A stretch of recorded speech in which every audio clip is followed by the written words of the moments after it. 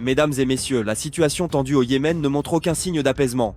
L'ordre mondial semble largement dépendre de l'évolution du conflit entre les États-Unis et les forces Houthis. Les États-Unis ne peuvent tolérer l'existence d'une force comme les Houthis qui menace la stabilité mondiale.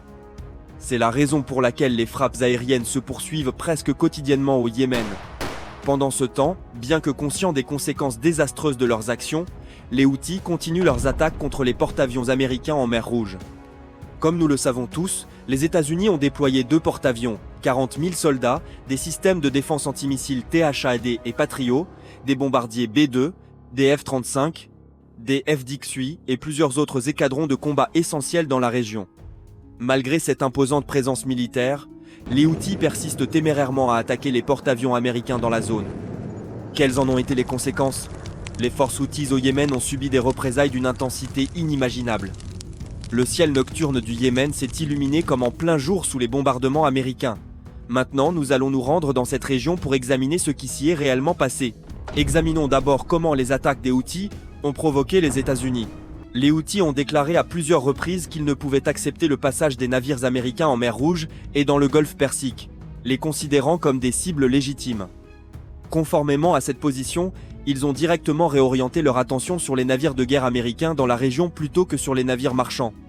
Vendredi dernier, le groupe Houthi basé au Yémen a annoncé une opération militaire ciblant 2 porte-avions américains en mer Rouge, l'USS Harry S. Truman et l'USS Carl Vinson.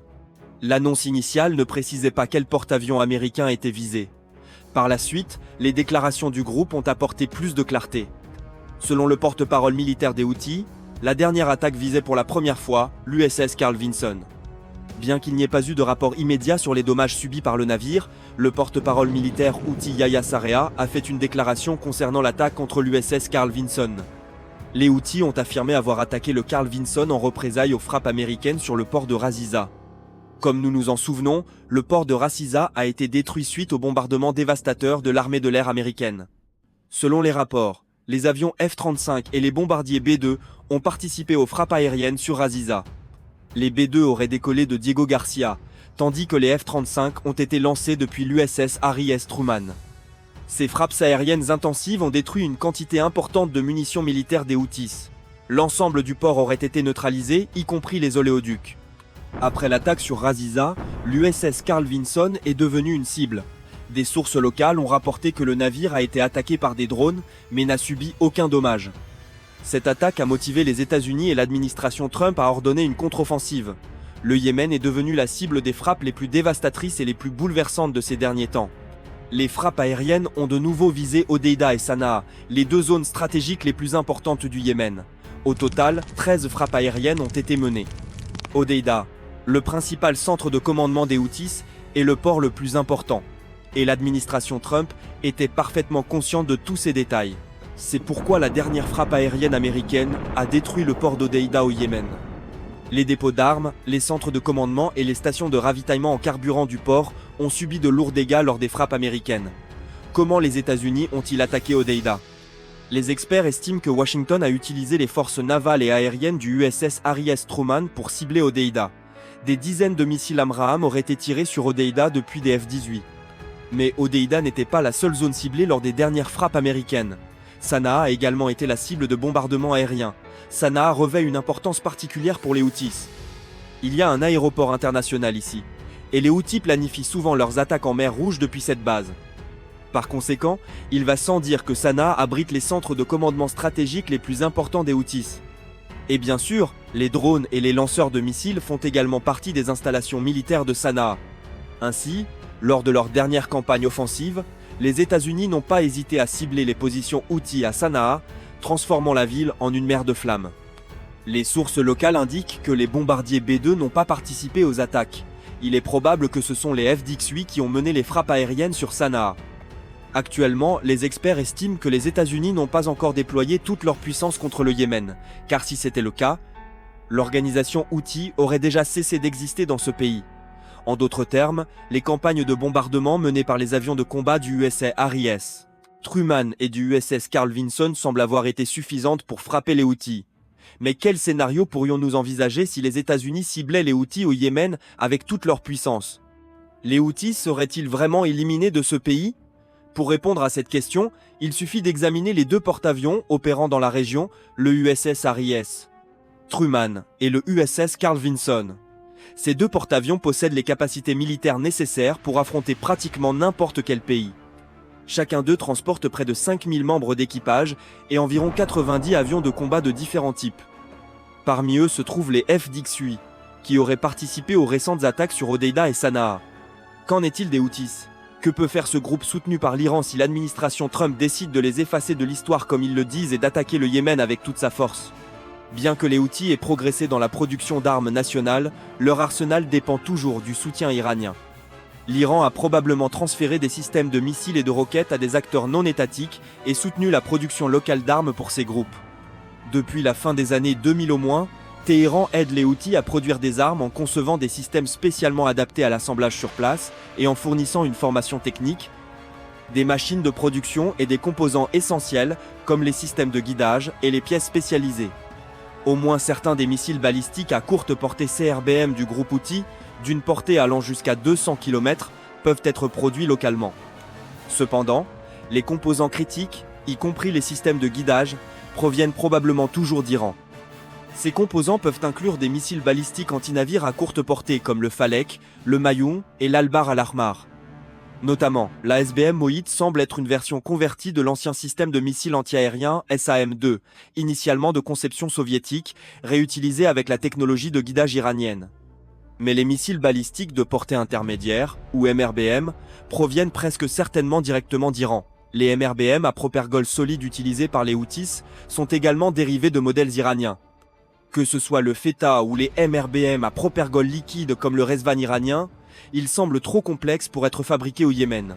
Concernant ce groupe, la question des drones doit également être abordée. La capacité de production nationale indépendante semble bien développée dans le domaine des drones simples. En particulier, le drone d'attaque unidirectionnel Samad 3 représente le segment bas de gamme technologique dans leur catalogue de drones. Ces appareils ont été largement utilisés dans des variantes de patrouille contre des cibles maritimes en mer Rouge et dans le golfe d'Aden. Les frappes continues américaines contre les installations de production des Houthis devraient compliquer leurs efforts pour développer des systèmes plus sophistiqués localement. Comme nous l'avons observé, les Houthis au Yémen ne disposent que d'un arsenal d'armes suicides. Certes, leur inventaire d'armement est dangereux, mais que feront-ils une fois leurs munitions épuisées ? Les États-Unis disposent de systèmes de défense aérienne, notamment sur leurs porte-avions en mer Rouge et dans le golfe Persique, ainsi que sur des dizaines de bases militaires au Moyen-Orient. Ces bases sont équipées de nombreux systèmes de défense aérienne, et les États-Unis ne sont pas les seuls à maintenir une présence militaire dans la région. Les forces militaires françaises participent également à la restauration de la paix et de la sécurité dans la zone. Récemment, dans les eaux turbulentes de la mer Rouge, un destroyer français de classe Aquitaine a directement neutralisé un drone d'attaque Houthi en utilisant son canon principal OTO Melara de 66 mm à très courte portée. Cet incident dramatique, capturé dans une vidéo récemment publiée, souligne un défi croissant pour les marines modernes. Alors que les systèmes navals sont conçus pour des guerres conventionnelles, le navire français s'est retrouvé confronté à des menaces asymétriques à faible coût comme les drones. Ce scénario pourrait révéler une défaillance des systèmes de détection précoce. Quelle est donc la nature de ce navire français attaqué par les Houthis? Et comment a-t-il survécu à cette attaque de drone? Le pilier de la flotte moderne de la marine française, le destroyer de classe Aquitaine, représente une fusion entre technologie de pointe et capacité de combat polyvalente. Construits par Naval Group, ces navires de 6000 tonnes mesurent environ 142 mètres de long et sont conçus pour des opérations multirôles comprenant la lutte anti-sous-marine, anti-navire et la défense aérienne.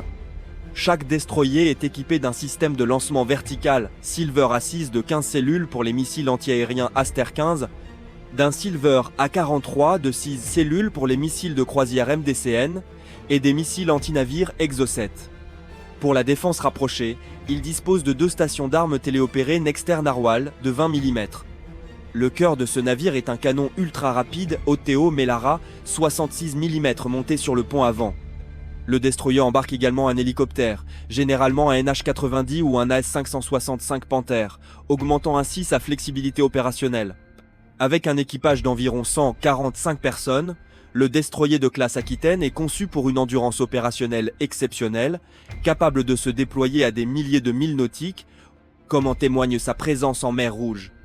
Le canon ultra rapide OTO Melara 66 mm, fabriqué par l'entreprise italienne Leonardo, est une arme polyvalente optimisée pour engager des cibles de surface, aériennes et terrestres. Capable de tirer jusqu'à 120 coups par minute, il offre une vitesse initiale de 915 mètres par seconde, permettant des frappes efficaces jusqu'à 6 km avec des obus explosifs fragmentaires standards. Pour les longues portées, ces munitions semi-perforantes peuvent atteindre des cibles jusqu'à 20 km, tandis que les obus guidés Vulcano étendent la portée jusqu'à 40 km. La polyvalence de l'arme réside dans ses munitions avancées, notamment les obus guidés à temps de vol court, un type de munition guidée par radio conçu pour engager précisément des cibles mobiles comme les missiles et les drones. Certifiée en Italie en 2019, la fusée programmable 4AP, avec ses billes de tungstène disposées de manière ordonnée à l'intérieur du corps pour une fragmentation contrôlée, améliore les capacités antiaériennes du canon et le rend particulièrement efficace contre les menaces volant à basse altitude. La combinaison d'une cadence de tir élevée, de munitions diversifiées et de systèmes de contrôle de tir avancés comme le radar Stral permet au canon de 66 mm de contrer diverses menaces avec une précision absolue. La décision d'utiliser le canon de 66 mm contre les drones Houthis représente un choix tactique motivé tant par la nécessité que par l'économie. Les drones Houthis sont relativement peu coûteux, avec un coût de production estimé à quelques dizaines de milliers de dollars, contrairement à un missile Aster 15 que la frégate peut déployer, coûtant entre 1 et 2 millions de dollars par unité. Selon les estimations des experts, attaquer un drone avec un tel missile entraîne ce qu'on appelle un risque de coût disproportionné, car la valeur du missile intercepteur dépasse largement celle de la cible.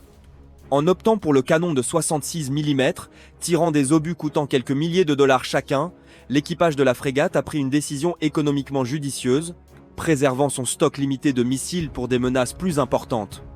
Cette approche fait écho à un incident similaire impliquant le destroyer italien Caio Duilio, qui a utilisé son canon ultra rapide de 66 mm pour abattre un drone Houthi à une distance de 4000 nautiques le 2 mars 2024.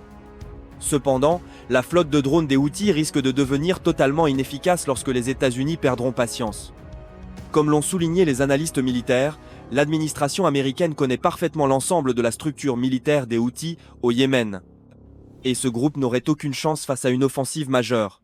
Par conséquent, les experts estiment que la meilleure option pour les Houthis serait de cesser toutes leurs attaques en mer Rouge. Dans les jours à venir, nous verrons plus clairement quelle décision ce groupe au Yémen prendra, quelle stratégie les États-Unis adopteront en réponse, et s'ils pourront porter le coup final. Attendons de voir. Le moment est venu de nous dire au revoir. Nous espérons que le contenu d'aujourd'hui vous a apporté des informations intéressantes supplémentaires. Si vous avez apprécié, n'oubliez pas de cliquer sur le bouton j'aime et de vous abonner à notre chaîne pour ne pas manquer nos prochaines vidéos passionnantes. N'hésitez pas à partager vos réflexions dans la section des commentaires ci-dessous. Merci beaucoup et rendez-vous demain à la même heure.